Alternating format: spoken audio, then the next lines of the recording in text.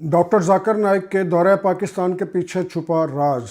عمران خان کی گزشتہ دور کے اندر کس طرح سے امیج بلڈنگ کی جاتی رہی۔ سٹوری رائٹنگ کے اندر خلیل الرحمان قمر ہوں یا علی امین گنڈاپور، دونوں ہی ناکام۔ اس سے بہتر سٹوری تو اوورسیز کے وہ ریفیوجی لکھ لیتے ہیں جو کہ آ کے ازالم کیس فائل کرتے ہیں۔ بسم اللہ الرحمن الرحیم۔ Dear views, Rana Sohail global post کے ساتھ ٹورنٹو سے حاضر خدمت۔ میرے سمیت بہت سے جرنلسٹ کی یا بلاگرز کی کل کی سٹوری سٹیل ہو گئی، وہ اس لیے کہ جرنلسٹ کی خاص طور پر میں بات کروں گا۔ تقریباً تمام جرنلسٹ جو کہ بلاگرز بھی ہیں اور ہوسٹ بھی ہیں، اینکرز بھی ہیں، ان کی سٹوری بالکل ٹھیک تھی کہ وہ علی امین گنڈاپور کدھر ہے، کن کے پاس ہے۔ کچھ لوگوں نے کہا گرفتار کر لیا گیا، کچھ لوگوں نے یہ کہا کہ پتہ نہیں اغوا کر لیا گیا۔ بہرحال ہماری سٹوری اس لیے سٹیل کا مطلب تو آپ سمجھتی ہیں نا کہ باسی ہو گئی، پرانی ہو گئی۔ اب کیا کریں، ہم نے تو سٹوری دی تھی کہ ہم ویسے ہی بتا دیا تھا، جو آپ نے میرے کل والے ولاگ میں سن لیا ہوگا، دہرانے کی ضرورت نہیں ہے، کہ بتا دیا تھا کس جگہ پہ ہے، لوکیشن بھی بتا دی تھی، کمرے کا سین بھی بتا دیا تھا جس کمرے میں۔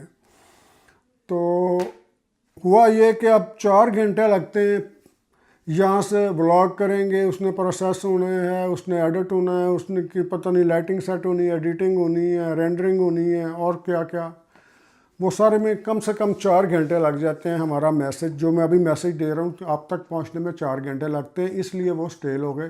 بہرحال اللہ کا شکر ہے کہ بغیر کسی خون خرابے کے، بغیر کسی دنگے فساد کے علی امین صاحب وہاں پہ پہنچ گئے اسمبلی کے اندر۔ وہ کس طرح پہنچے یہ سارا آپ جانتے ہیں، سب لوگ سن رہے ہیں۔ تو میں یہ بتانا چاہ رہا تھا کہ وہ جو باتیں کل ہوئی تھی سارے بلاگرز نے کر دی تھیں، لیکن بدقسمتی کہ وہ علی امین گنڈاپور جلدی اپیئر ہو گئے اور ہمارے ولاگ جو ہیں 4 گھنٹے بعد ہی پہنچنے تھے ہونے تھے۔ تو اس لیے جناب اس کے لیے اوپر اس کی میں تصحیح کرنا چاہتا تھا۔ کچھ لوگ کہہ رہے ہیں یہ تو پرانی بات ہے، آپ نے اب بتائی ہے۔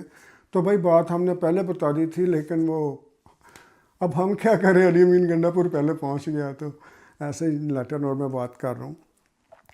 اب دیکھنا یہ ہے کہ علی امین گنڈاپور نے وہاں جا کے کہا کیا۔ یہ عجیب کمال ہے، ویسے پی ٹی آئی کے دوستوں کے ساتھ عجیب ہی کمال ہے۔ میرا تجربہ ہے کہ اس سے پہلے وہ دیکھ لینا خلیل الرحمان قمر، بڑے اچھے رائٹر ہیں، بہت بڑے رائٹر ہیں۔ انہوں نے اپنی سٹوری گھڑی، وہ جناب اذانوں کے وقت، صبح فجر کے وقت نہیں، اسے بھی پہلے تہجد کے وقت پتہ نہیں کسی لڑکی کے ساتھ میٹنگ میں چلے گئے، وہاں چلے گئے۔ ہماری جی میٹنگ ہی اسی وقت ہوتی ہیں۔ تو انہوں نے بڑی ایک بیہودہ فرسودہ سی سٹوری گھڑی اور جو آ کے سنائی، اور اسی طرح کی سٹوری جو ہے، تقریباً اسی طرح کی، یعنی بیس لیس سٹوری جسے کہتے ہیں نا، بیس لیس، علی امین گنڈاپور نے سنا دی۔ ان لوگوں کو ویسے تو اوورسیز کے اندر کہتے ہیں جی ہمارے بہت لوگ ہیں ہمارے اوورسیز کی، میں بات سنا اس سے اچھی سٹوری، چلو چھوڑو اس کو، اوورسیز اس سے اچھی سٹوری لکھ لیتے ہیں۔ وہ کیسے؟ ہمارے جو اوورسیز ہیں نا جی، جہاں پہ ہم بیٹھے ہوئے ہیں، ان ممالک میں، انگلینڈ میں، امریکہ میں، کینیڈا میں، کچھ لوگ ہوتے ہیں جو آ کے ریفیوجی سٹے کرتے ہیں، ریفیوجی آ کے پیپر بنواتے ہیں کہ ہمیں پاکستان میں خطرہ ہے، کسی وجہ سے خطرہ لکھ دیا، کسی نے مذہبی کشیدگی لکھ دی، کسی نے پولیٹیکل کشیدگی لکھ دی، کسی نے ذاتی دشمنی لکھ دی۔ اس طرح کی نا، جس طرح لائر ان کو گائیڈ کرتا ہے نا کہ آپ یہ لکھیں، یہ لکھیں، یہ لکھیں، اس کو کہتے ہیں سٹوری۔ اس کے لیے ورڈ ہی سٹوری استعمال ہوتا ہے کہ آپ نے کیا سٹوری۔ آپ کسی ریفیوجی سے پوچھیں نا یار کہ آپ کا کیس ایکسیپٹ ہو گیا، مبارک ہو، اس نے کہا تھا سٹوری بڑی سٹرانگ تھی، سٹوری بڑی سٹرانگ تھی۔ اگر کسی سے پوچھیں یار کیا بات ہوئی کہ ریفیوز ہو گیا، کوئی نہیں، میں اپیل میں گیا ہوں، سٹوری ویک تھی دراصل نا، سٹوری وکیل نے سٹوری اچھی نہیں لکھی تھی۔ تو سٹوری پہ ساری چیزیں ڈیپینڈ کرتی ہیں۔ علی امین گنڈاپور صاحب آپ کی سٹوری بڑی ویک تھی، اس سے بہتر تھا کہ آپ کسی اوورسیز، آپ کے بڑے اوورسیز ہیں، کلیم کرتے ہیں نا آپ، کسی وہاں کے جس نے ریفیوجی اسائلم لے کے ایکسیپٹ کروایا ہو یا ون کیا ہو کیس، کسی ایسے بندے سے لکھوا لیتے۔ بہرحال چھڑیے اس چیز کو، چھوڑ دیں۔ اب آگے آئیے جناب کہ یہ ڈاکٹر ذاکر نائک جو پاکستان آئے ہوئے ہیں، انہوں نے ایک مسئلہ کھڑا کر دیا۔ مسئلہ کیا کھڑا کیا ذاکر نائک نے کہ بہت سی یوتھ اپنی طرف راغب کر لی ہے، کیونکہ ان کے جہاں جہاں پر سیمینار کروائے جا رہے ہیں، ان کی سپیچز کروائی جا رہی ہیں، میجورٹی جو ہے ان یوتھ کو بلایا جاتا ہے۔ میرا جو اپنا ذاتی خیال ہے، میرا اپنا نقطہ نظر ہے، نہ کسی سورس کی، آپ کا بھی ہوگا شاید، یہ سننے کے بعد آپ نے پہلے کبھی نہ غور کیا ہو، میرا ذاتی نقطہ نظر ڈیفرنٹ ہے۔ آپ کا یاد ہوگا پاکستان کے اندر عمران خان کے دور میں کوئی ترکش ڈرامے چلائے گئے تھے، سب سے زیادہ پاپولر پہلا ڈرامہ ہوا تھا ارطغرل، اگر میں نام ٹھیک لے رہا ہوں تو۔ اس ڈرامے کے اندر جو ہیرو تھا نا جی، ایک جوان، نڈر، بے باک، بہادر، جلغاریں کرنے والا، تو اس کے ارد گرد جو تھی اس کی رعایا تھی یا جو لوگ تھے، میں نے ایک آدھ ڈرامہ دیکھا ہے، لیکن میں نے باقی اس کے بارے میں پروگرام سے پہلے اس کے بارے میں باقاعدہ پوچھا ہے کہ وہ اس ڈرامے میں تھا کیا۔ تو ایک طرح کی عمران خان نے نا امیج بلڈنگ کرنے کی کوشش کی تھی، کوشش نہیں کی تھی، کر لی تھی۔ عمران خان نے اپنی امیج بلڈنگ کے لیے وہ ڈرامے انٹروڈیوس کرائے، اور کچھ میں نے اس پہ ذرائع کا نہیں میرے کہنا، لیکن لوگ کہتے ہیں کہ اس میں سرکاری خزانے سے پیسے لگا کر یہ ڈرامہ امپورٹ کیا گیا تھا اور لگوائے گئے تھے۔ اس کا مجھے پتہ نہیں، لیکن یہ مجھے پتہ ہے کہ عمران خان صاحب نے خود بذات خود اور پی ٹی آئی کے قائدین اس ڈرامے کو پروموٹ کرتے رہے کہ یہ ڈرامہ دیکھیں، یہ ڈرامہ دیکھیں۔ وہ ایکچولی عمران خان کی امیج بلڈنگ کی جا رہی تھی کہ لوگ پرسیو کریں عمران خان کو ارطغرل کے کریکٹر میں، جیسے ارطغرل کر رہا ہے ویسے عمران خان کو وہاں پہ ان کی پرسیپشن چینج کرنے کے لیے۔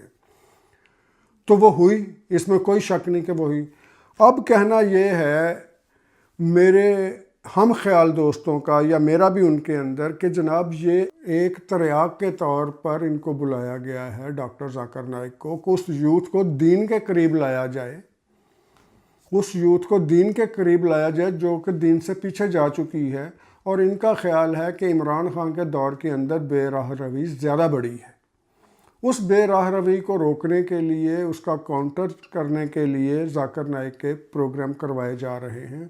اور ویسے تو پروگرام فلاپ کرنے والے بھی لوگ ہوتے ہیں، مثال کے طور پر ذاکر نائک کا، جیسے میں نے آپ کو کہا ہے کہ جناب یہ ہے کمپیریٹیو اسٹڈی جو ہے نا، کرسچینٹی ہو گئی، جیوازم ہو گیا، ہندوازم ہو گیا، اسلام ہو گیا، تو پاکستان کے اندر یہ آ کر اس کے اوپر لیکچرز دے رہے ہیں، اس کے اوپر کوئی سوال کریں، اگر ان سے سوال کوئی فقہ کا یا شریعہ کا کر لیا جائے، میں بھی ان کا اتنا نالج نہ ہو جتنے کہ فقیہ کے عالموں کو ہوتا ہے، لیکن جو ہوتے ہیں نا جی لچ تلنے والے، وہ بھی بڑے ہوتے ہیں کہ کسی نہ کسی مسئلہ کوئی بندہ آ کے سوال کر دے، فرض کریں کہ کیا جی اللہ میاں اتنا بڑا پتھر بنا سکتا ہے جو وہ خود بھی نہ اٹھا سکے، تو بتائیں کس طرف سے ہاں میں جواب دیں گے یا نہ میں دیں گے؟ اگر اللہ میاں اتنا بڑا پتھر نہیں بنا سکتا تو وہ قادر مطلق کس بات کا؟ تو اگر اتنا بڑا پتھر خود بھی نہیں اٹھا سکتا تو اللہ میاں کی طاقت اور قوت کدھر گئی؟ تو اس طرح کے سوال لوگوں نے رکھے ہوتے ہیں۔ تو مقصد یہ ہے بات کرنے کا کہ ڈاکٹر ذاکر نائک کا، یہ میری پرسیپشن ہے کہ صرف اس لیے بلایا گیا، اور جس طرح ان کو یوتھ کو زیادہ تر انوائٹ کیا جا رہا ہے اس کے اندر کہ وہ آ کے اٹینڈ کریں، یہ دین سے قربت دینے کے لیے ہے، یا یوں کہہ لیجئے کہ عمران خان کے جادوئی اثر سے باہر نکالنے کے لیے ہے لوگوں کو۔ یہ میری پرسیپشن ہے، آگے آپ کا اپنا ہے جی۔ تو آپ اس کے اوپر کمنٹ بھی کر سکتے ہیں، آپ اس پہ اظہار خیال بھی کر سکتے ہیں، اور میں سمجھتا ہوں کہ ڈاکٹر ذاکر نائک کا دورہ بھی اسی سلسلے کی ایک کڑی ہے، تاکہ لوگوں کو بے راہ روی سے دور کر کے اس کو دین کے قریب کیا جا سکے۔ آپ کی کیا رائے ہے؟ اس سے ضرور مجھے آگاہ کیجیے گا۔ اس کے ساتھ ہی اجازت دیجیے، اللہ حافظ۔